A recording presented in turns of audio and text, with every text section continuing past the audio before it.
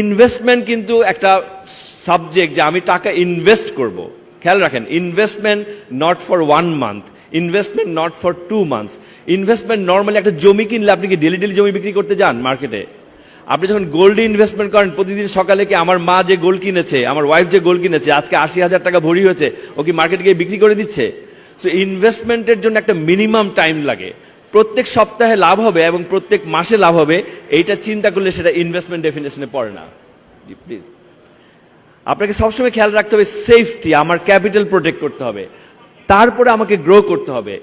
আপনাকে খেয়াল রাখতে হবে আমি যেই টাকা ইনভেস্টমেন্ট করতে আসছি, আমার 7 দিন পরে সেই টাকা লাগবে, কিন্তু তখন স্টক মার্কেট পড়ে গেছে, তখন আমাকে লসে বিক্রি করতে হবে।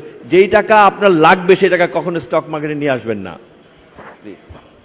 সো কখনোই শর্ট টার্ম অল্প কিছু টাকা জমানো আছে, আগামী মাসে লাগতে পারে, মেয়ের পড়ালেখার জন্য দিতে হবে, ছেলের ইউনিভার্সিটি ফি দিতে হবে, সংসারের টাকা খরচ করতে হবে, সেই টাকা আপনি বিনিয়োগ করবেন না। আপনি অলওয়েজ বিনিয়োগ করবেন সারপ্লাস মানি, যেই টাকা মিনিমাম 3 ইয়ার্স আপনাকে ধরতে হবে না। না হলে আপনি ইনভেস্ট করার পরে 2 মাস পরে, ধরেন 6 মাস আগে আমাদের ইন্ডেক্স যেখানে ছিল, তখন যদি আপনি বিনিয়োগ করতেন, এই 6 মাস পরে এখন আপনাকে বিক্রি করতে হতো টাকা লাগলে, কিন্তু আপনাকে লসে বিক্রি করতে হতো। কিন্তু আমরা জানি, আমরা ইনভেস্টমেন্ট করেছি, যারা সিনিয়র মানুষ আছেন তারা স্টক মার্কেটে কম রিস্ক নেবেন, বিকজ আপনার টাকা লস হয়ে গেলে আপনার টাইম নাই জীবনে রিকভার করার। যারা ইয়াং আছেন, আর্লি স্টেজ অফ ক্যারিয়ারে আছেন, তারা একটু রিস্কি স্টকে ইনভেস্ট করতে পারেন। যারা মিডল এজে আছেন, তারা যেই কোম্পানিগুলো বেশি ডিভিডেন্ড দেয় সেই সমস্ত কোম্পানিতে ইনভেস্টমেন্ট করতে পারেন।